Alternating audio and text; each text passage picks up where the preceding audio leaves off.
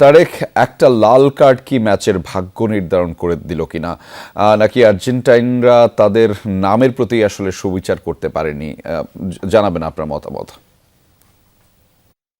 রেজা, লাল card ম্যাচের ভাগ্য করে দিয়ে এটা বলা একেবারেই ঠিক হবে না। আমি যতটুকু ম্যাচটা দেখেছি, কারণ তার আগে থেকে স্পেন কিন্তু তারা ডিজার্ভ করেছে যেভাবে তারা ম্যাচটা শুরু করেছে, এবং লাল কার্ড পাওয়ার আগ পর্যন্ত কিন্তু তারা পুরো মাত্রায় ডমিনেট করেছে। এবং আমি যেটি বলতে চাই যে বিশ্বকাপের মতো একটা বড় আসরে অনেকগুলো ম্যাচ, সেখানে একটা দিন আপনার খারাপ আসবে আর্জেন্টিনা, সেই দিনটাই আজকে খারাপ দিনটা গেছে, এবং সেটা আর্জেন্টিনার সেই ভাগ্যটাকে মেনে নিতে হয়েছে।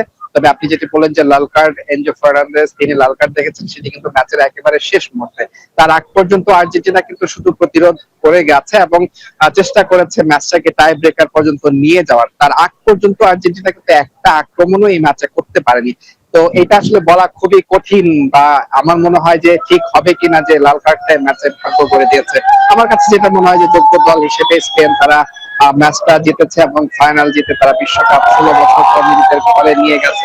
হট আর সুইটনেসের পারফেক্ট ব্যালেন্সে যে কোনো স্ন্যাক্সের আসল মজা আনে রুচি হট টমেটো সস।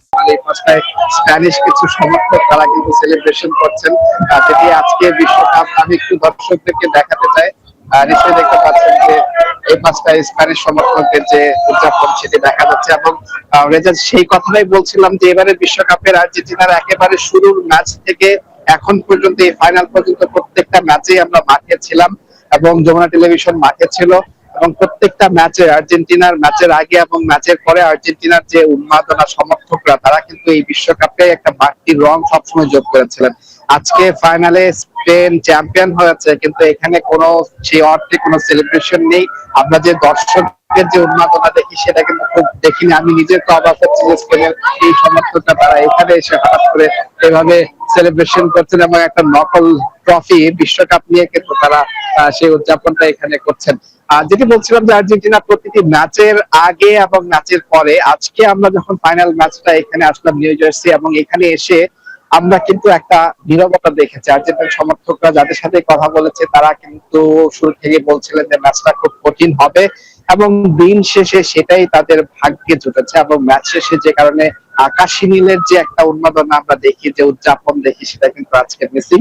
এবং স্পেনের লাল জার্সি তারা কিন্তু 16 বছর পর একটা ট্রফি বিশ্বকাপ তারা ঘরে নিয়ে যাচ্ছে, এবং তারা নিশ্চয়ই তাদের মতো করে উদযাপন করছেন।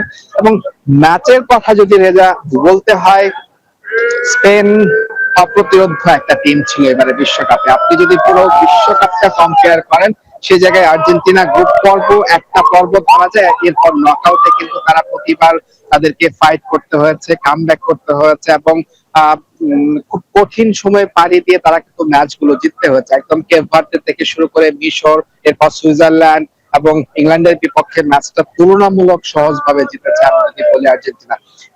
বিপরীতে আপনি স্পেনকে দেখেন, স্পেন যে স্পিরিটে তারা এই বিশ্বকাপটা শুরু করেছিল, কেপ ভার্দের বিপক্ষে ড্র, এবং সেই ড্রয়ের বিপক্ষে আমরা একটু রেজা একটু স্পেনের সমর্থকদের তারা চলে গেছেন, সেলিব্রেশন করছিলেন এবং তারা এই মুহূর্তে চলে গেছেন। সেই হিসেবে আর্জেন্টিনা কিন্তু কঠিন সময় তারা পাড়ি দিয়েছে এর আগে নকআউট পর্বগুলোতে। স্পেন যে স্পিরিটে তারা বিশ্বকাপটা শুরু করেছিল তারা কিন্তু একদম ফাইনাল পর্যন্ত সেটা ধরে রেখেছে। একটা তরুণ দল, লামিনে ইয়ামাল, ফেরান তোরেস, তারা বিশেষ করে রদ্রি অসাধারণ খেলেছেন, এবং রদ্রির গোল্ডেন বল পাওয়াটা মোটেও অবাক হওয়ার মতো কিছু না। একটা দলকে তিনি যেভাবে নিয়ন্ত্রণ করেছেন, মেসি যেটা চেষ্টা করেছিলেন আর্জেন্টিনার হয়ে তিনি দলকে একাই টেনেছেন। দুর্ভাগ্য বলতে হয় লিওনেল মেসির জন্য। আমার মনে হয় যে তিনি তার আমি লিওনেল মেসির যদি সবশেষ 3টা বিশ্বকাপ বা 4টা বিশ্বকাপ বলি, 2014 বিশ্বকাপ ফাইনাল যেখানে ব্রাজিলে, তখনও তিনি ট্রফিটা উচিত করতে পারেননি, এবং 2018 এবং 2022 আর 2026 আমার কাছে মনে হয় লিওনেল মেসির এই পারফরমেন্সটা অবশ্যই মনে রাখার মতো। এই 39 বছর বয়সে এসে তিনি যেভাবে দলটাকে একাই টেনেছেন এবং ফাইনালের মঞ্চে নিয়ে এসেছেন, হয়তো ফাইনালের দিনটা লিওনেল মেসির হয়ে কথা বলেনি, কিন্তু ব্যক্তি পারফরমেন্স যদি বলেন, আর্জেন্টিনা বিশ্ব চ্যাম্পিয়ন, তাদেরকে যেভাবে টেনে নিয়ে আসা, যে দায়িত্বটা নেওয়া দরকার, লিওনেল মেসি কিন্তু সেটাই করেন। কিন্তু ফাইনালে লামিনে ইয়ামাল, ফেরান তোরেস, রদ্রিরা সেটা আর হতে দেননি। বিপরীতে লা ফুয়েন্তে, স্পেনের কোচ, তিনি আর্জেন্টিনার কোচ লিওনেল স্কালোনির গুরু, এবং সেই গুরু শিষ্যের লড়াইয়ে গুরুই কিন্তু শেষ হাসি হাসলেন, এবং একদম দাপট দেখিয়ে, আমি বলবো যে আধিপত্য দেখিয়ে লাফুয়েন্তে কিন্তু ট্রফিটা নিয়ে গেলেন স্পেনে। রেজা, এই উত্তর আমেরিকায় 4টা বিশ্বকাপ রয়েছে। এই পর্যন্ত আমরা অনেক মিথের কথা বলি, সেই জায়গায় অধিকাংশ গুলো কিন্তু কোনো না কোনো ভাবে মিলে গেছিল, শুধুমাত্র এই একটা মিথ কাজে দেয়নি। সেটা হচ্ছে যে উত্তর আমেরিকা থেকে ইউরোপে কখনো ট্রফি যায়নি, সেই ইতিহাসটাও এখানে নতুন করে রচিত হলো। উত্তর আমেরিকা অবশেষে 4র্থ বিশ্বকাপ এসে উত্তর আমেরিকা থেকে ট্রফি কিন্তু ইউরোপে গেল এবং সেটি স্পেন করে দেখিয়েছে। এবং যেটি বলছিলাম যে ম্যাচ শেষে আর্জেন্টিনার সমর্থকরা তারা কিন্তু খুব একটা কথা বলেননি, তারা অনেকটা হতাশা, আমরা অনেককেই অ্যাপ্রোচ করেছে, কিন্তু যে আর্জেন্টিনারা মাতিয়ে রাখতেন ম্যাচ শেষে, খুব স্বাভাবিক তারা ট্রফিটা জিততে পারেনি, কিন্তু তারপরেও তারা খুবই হতাশ। তারা তাদের মনটা হয়তো বেশি খারাপ যে লিওনেল মেসির, যেহেতু এটা বলা হচ্ছে তার শেষ বিশ্বকাপ এবং এত ভালো তিনি করে এসেছেন গ্রুপ পর্ব থেকে এই পর্যন্ত, শেষ পর্যন্ত শেষটা তার কথা বলেনি। আর্জেন্টিনারা একেবারেই তাদের কিন্তু মন খারাপ, তারা সেভাবেই মাঠ ছেড়েছেন। এবং স্পেন তারা হয়তো ধরেই নিয়েছিল এবং পুরো ম্যাচে যেভাবে তারা দাপট দেখেছে স্পেনের সমর্থকদের, আমরা সেভাবেই দেখছি যে তারা সেই উদযাপনটা তারা এখানে করছেন নিউ জার্সিতে। তবে দিন শেষে যদি বলি, স্পেন যোগ্য দল হিসেবে খেলেছে। আপনি কিছু পরিসংখ্যান কখনোই আপনি ইগনোর করার কোনো সুযোগ নেই। একটা ফাইনাল ম্যাচ, আপনি 90 মিনিটের নির্ধারিত সময়ের লড়াই, আপনি প্রতিপক্ষের ডিবক্সে একবার মাত্র বল টাচ করতে পেরেছেন, কোনো আপনি অ্যাটাক করতে পারেননি। এটা একটা বিশ্ব চ্যাম্পিয়ন দল ফাইনালে খেললো, সেখানে এটা এটা এটা একেবারেই এটা মানে ইগনোর করার কোনো সুযোগ নেই। এবং দিন শেষে আর্জেন্টিনা সেই দুর্নাম বলেন বা যেটাই বলেন সেটার ভাগীদার কিন্তু তারা। এবং স্পেন, তারেক, আপনি বলছিলেন, আমি ঠিক এখানে আরেকটা ছোট একটা অভিজ্ঞতার কথা বা আপনার মতামতটা একটু গুরুত্ব দিতে চাই। দীর্ঘ 39 দিনের জার্নি শেষ করলো গ্রেটেস্ট শো অন আর্থ।